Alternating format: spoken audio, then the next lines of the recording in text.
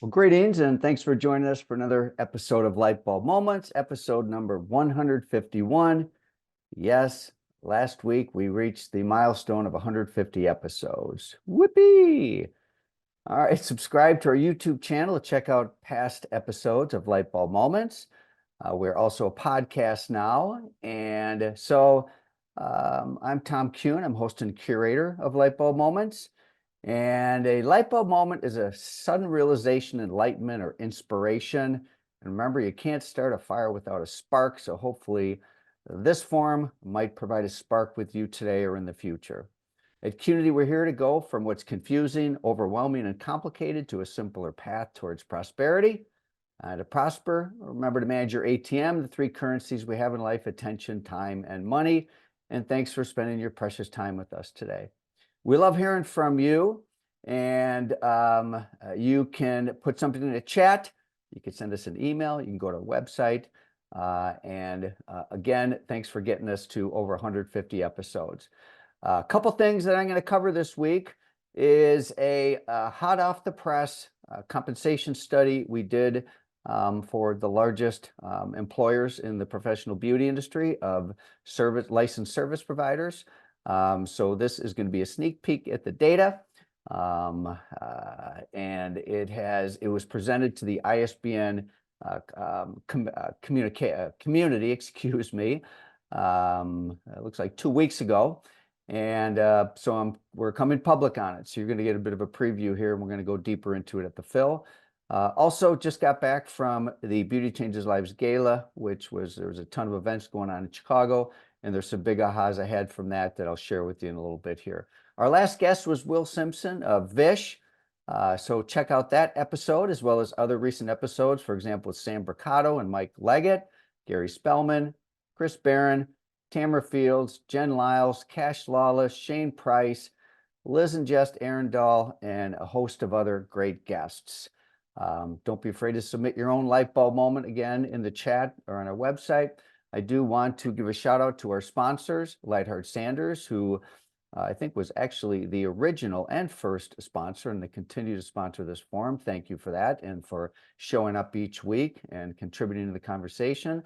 Also, Green Circle, shout out to Green Circle, as well as Forest, who sponsors this, and they've also been great partners of ours. Upcoming dates, of course, we have the Phil coming up May 19th through 21st. Final registrations are still coming in. We're super excited about this conference. Our theme this year is Leap, and it will be a leap. And we hope this is an opportunity for you to take a leap to fill the gaps in your business, gaps in profitability, staff engagement, growth, leadership, and execution. So we have a very unique partnership, and we have some amazing members of the faculty of the University of Texas from both their award-winning McCombs School of Business as well as their humanities division, which is the Human Dimensions Organization. A great partnership with them, unlike anything ever done in the beauty industry. And for those of you that are still on the fence, we'd love to still have you join us, because this is going to be a very, very special year. It's also going to be special because we'll have our celebration of light bulb moments happening on Sunday night, which is where we're going to honor all of our past guests on this forum, Lightbulb Moments. It's an opportunity to express our gratitude and celebrate them. We're also going to be awarding some Qnity Impact Awards, we still have submissions coming in for the Impact Awards. I think it's still open. We'll have someone put it in the chat. And check out episodes of Money O2, podcast by Erin. Man, she's getting some amazing guests to talk about their money stories. My light bulb moment last week was reaching the 150th milestone. Talked a little bit about the Kentucky Derby, which is coming up just in a couple weeks here, I think, and that'll be their 150th year. And so just some observations about meeting a milestone like that. My light bulb moment this week, there are going to be 2 of them. So I'm going to go solo this week because I have too much stuff to go through with you. Because the last couple weeks, actually last 13 weeks, have been quite a experience out into a lot of different forums, whether it's conferences, meetings, industry affairs. And so I'm going to go through, in particular, we're going to have a data segment, and then we're also going to have a succession segment. So new stuff. Okay, so Aaron and I presented at the ISBN conference 2 weeks ago, and I'm going to share with you a bit of what we went through and give you a little bit more of a point of reference. So we performed a Salon Chain Compensation Study, which is another new point of reference that really helps round out very nicely the workforce in terms of getting at a question that's been burning through our brains for a long time, and that what does compensation look like in the professional beauty industry using data and not stories. There's not enough points of reference, and a lot of the points of reference are quite negative. And the other thing is there's some false indicators or misleading indicators. For example, the Bureau of Labor Statistics, which does gather accurate data. However, there's some flaws to how they present the data, including using an average hourly rate of $16.06, which is low enough that no one in their right mind would send someone into that profession if that was the full story. Now, my point of view is there are multiple initiatives that are attempting to solve the talent crisis, but at the end of the day, nothing's going to change unless we change the perception of earnings. And the only way we're going to change the perception of earnings is through facts about earnings through data. And we have data. And I'm super excited to share with you because there's some major milestones and some major ahas and things that you're going to get to hear about today.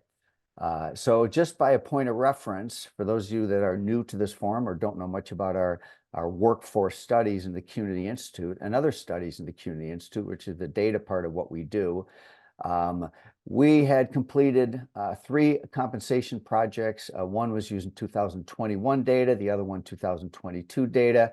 In both cases, they were for employers that had between 1 and 10 locations. And we've also done other studies, school instructor compensation, financial wellness, et cetera. But this year's study was with chains. It was a very similar the same methodology we used for other studies, using the W-2 as the primary basis of evaluating earnings, which is why so many people pay attention to this study, is because we're using numbers that are attested to be the same numbers submitted to the government. Now, our first presentation of this topic was April 10th. The final report will be done no later than June 30th. So there will be a final report issued sometime in June. There also will be a more robust delivery of our lessons at the Phil conference coming up in 4 weeks. Today, I'm just going to give you just a very abbreviated version. Our data team is at a whole new level through a partnership with the University of Texas Bureau of Business Research. We're working with their top 2 professionals there. These guys are doing projects globally on all sorts of very, very important world issues. And thrilled that they agreed to partner with us on this project. Bruce and Matt are great guys, and they're passionate about economic empowerment, and they did a fantastic job on that. Also rounding out the team is Adriana Rispi from Qnity, who's also Austin-based, and she was instrumental in this project and continues to be. I am going to give you, it's quite amazing. We actually had over 17,000 data points. That number likely will go to closer to 21, 22, 23,000 data points, because we still are keeping the study open for those that are committing their finalizing their submission. But this is a massive number of employee records. We had 50 different companies submit their data. These were the largest employers in the country, unprecedented for them to do that. I'll get to that a little bit more in a bit. 80% of these companies were franchisees, and 20% were not, and all 50 states were represented. This is an unprecedented study. These brands had never done anything like this before. I do have to give a shout out to the ISBN organization, Edward Logan, Rhoda Olson, and the ISBN board, as well as these companies for getting through the red tape and submitting their data. Again, unprecedented. And I feel honored that they provided the trust for us to undertake this study in partnership with us. This study was partially funded by ISBN. Qnity is the second main sponsor. And then we had other sponsors, including Lightheart Sanders, Pivot Point, and we'll publish those when we go through a more thorough presentation of this. Now, this was our very first study, which was, you were the first ones to hear about it. Started with 13 locations and 306 W-2s. Fast forward to today, we are at over $500 million in payroll in the study alone and over 3,000 locations. Wow. Our findings, this is just part of the story. The full story will be revealed, so I would be cautioned that you don't take any actions with these steps. The study is too open, but what we did find is an average hourly rate of $27.82 per hour. We also, in the case of chains, we did an estimate regarding the value of benefits. Value and benefits based upon various metrics, bring that number to over $39 an hour. Now, there's a much deeper story into this around earnings and how earnings progress by length of service. We also find that if we factor out new hires, the average hourly rate goes to over $31 an hour before factoring in benefits. And a much deeper dive is warranted into this, which, like I said, will happen at the fill. Hours prevents a very interesting story, and this is key to really greater accuracy than some of the numbers that are on the Bureau of Labor Statistics, which, again, I want to be careful I don't bash the Bureau of Labor Statistics because their numbers are accurate, but there's a flaw to it. And I'll go through what the flaw is in just a moment here. But what we found is in these major employers, the average hours worked per week is 24 hours a week. My goodness. Now, I'm going to go deeper into hours in just a moment here. So the hours per week was really, in previous studies, it was closer to like 26.5 hours a week. So this was a little bit lower than what I expected, but it wasn't lower than was expected by the chains. And now this is super interesting. And I want to have a little bit of a deeper dive in this subject, and this is bringing in some other data. So I've got some other data hot off the press, not actually hot off the press, but hot off the press for me because I've analyzed it. And this is a study by the Professional Beauty Association. It is their national profile in 2023, which most people don't read, but I do. And I had some interesting observations. You know, the low number of hours in the beauty industry is not new. I'm looking all the way back to 2002, and the average work week, and since 2002, has never been over 27.3 hours a week. So yes, there certainly is a trend, and we have seen in the last 3 years, 2019 was at a level of around 27. I'm looking at this number, it's very small print, but we have seen a pretty hefty drop in the last 2 years. And according to the labor statistics, hours worked, from the Bureau of Labor Statistics, it has dropped down to 24 hours a week, so it matches our numbers there. The average work week at 24.6 hours in 2022 is the lowest reading since these data has been gathered in 1990. Now, here's the other thing, and this is why I love looking at other studies. Now, how does this compare to other industries? Well, I've always wondered that, and now I have the answer. All right. The average work week, called non-supervisory employees in the overall private sector, earned an average of 34 hours a week, more than 9 hours per week longer than the salon industry employees. I would love to see if there's any chats about this one, because, average number of hours is, part of what I wonder is, will this trend reverse? Will it flatten? Will it continue to go down? But certainly, as an employer, or being some stakeholder in the professional beauty industry, it's very important to understand this trend, and also understand that this trend is, under 30 hours, under 28 hours has been like forever. All right. So I probably would have expected, without having this data, that maybe this number in 2002 might have been more like 35 hours a week or 32. I know, as a former salon owner myself, I probably would have come in at that, maybe more like 32 or more. But so I found that to be super interesting. Again, curious about any comments about that.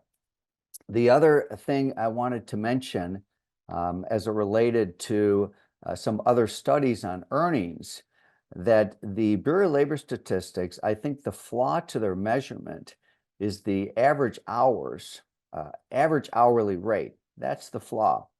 The flaw may not actually be in the W-2 number, because they report an average W-2 in the beauty industry of around $33,000 a year.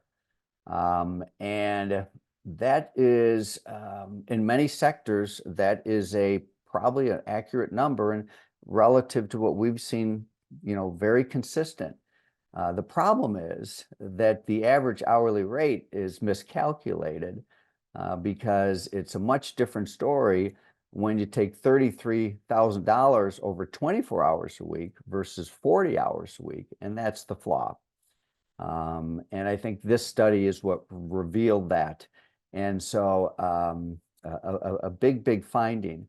I will say this too, is in terms of other data points for average earnings of a stylist, there has been big spikes, even according to the Bureau of Labor Statistics, as they update their data. It was a very flat curve, or flat increase going, or very steady and sort of slow increase in average hourly rate until 2021 and 2022, and we've seen some big spikes. So we're seeing average hours drop, all right, and we're seeing average hourly earnings going up, and both of them are very interesting trends, to say the least. All right, now, length of service made a really big difference in earnings. If you factor out new hires, which could be in the neighborhood of $18 to $20 an hour, many of these are partial year employees or apprentices, whatever. It really is a big jump when you get to the second year, and years 2 to 5 have very healthy earnings. Another big jump in the 6 to 10 years. And then when you reach 11 years, you see another big jump, then it levels off. So what we found is the 11 plus years experience, average hourly rate is going to be somewhere in the low to mid $40 an hour. Now, the chains make up all different price points, all different models, et cetera, and they're all blended together in this study. And again, it's a more robust set of findings, but I wanted to share some of them with you, as well as other things I learned from PBA studies. And, I continue to link some of this to lack of financial literacy in the industry. And yesterday, we had, for the second time, we did our new growth program, which is a program that really teaches leaders how to better use training tools and practices to grow salon growth through the individuals on your team. And we just incorporated some really cool new tools in there, including a quarterly compensation calculator because we found, and one of the reasons we started the compensation study work was that many misunderstand or underestimate their earnings, oftentimes confusing gross versus net earnings, et cetera. So anyway, certainly as we're looking to attract talent and keep talent in the industry, data and financial literacy continues to be a bandwagon that I'm on, and we'll continue to promote that. We'll continue to give you new data. Again, at the Phil, we're going to go deeper into some of the findings I shared with you today. So, all right. The next segment, the next topic is going to be the subject of succession planning. And this has come up in the last, when something comes up like 5 times, it's just a period of days. It's like, okay, I've got to address that in Lightbulb Moments. I got a call yesterday from someone that said one of the channels, actually the Aveda owner channel, is blowing up with topics about succession planning. And there's quite a bit of angst around this. And, I also ran into someone this weekend at an event that works at a beauty brand, and she said that there are 8 salons in her territory that are all considering abandoning their business. Don't abandon your business. There is a possibility for the legacy to continue and for owners to monetize their business. Education is needed, data is needed, some guidance is needed. And so one of the things I'm going to do is on a more regular basis, I'm going to have some succession segments, and I'm going to be really teaching some of the things that we teach in our succession workshop, the full workshop of which we're going to be doing again. I'm actually announcing this right now. We are going to be doing a second succession workshop, our third one actually, by popular demand. It's going to be October 7th in Minneapolis. We will have a finite available spots for this class. There will be some new features to this that will be added, including some much more in-depth evaluation type information. The other reason why this topic comes up is because I had a dinner with a friend of mine who's in the financial services business, and he shared with me that in the financial service business, many brokers and financial advisors are aging out of their business. And he started to quote these massive figures with me about how many $1 trillion of wealth will be passing from generations over the upcoming years. And I want to be in the front end on this. I don't know if you do, but I intend to be in the front end of this. And the front end is really helping to provide guidance so that salon owners and key employees don't miss opportunities by matching intents. One party's grow is another party's go. So, and then it seems to me there's one other reason why succession came up recently, but oh, I know what it was. Okay, excuse me. So I was part of a industry roundtable in Chicago. It was the second year. It was prior to the Beauty Changes Lives Gala.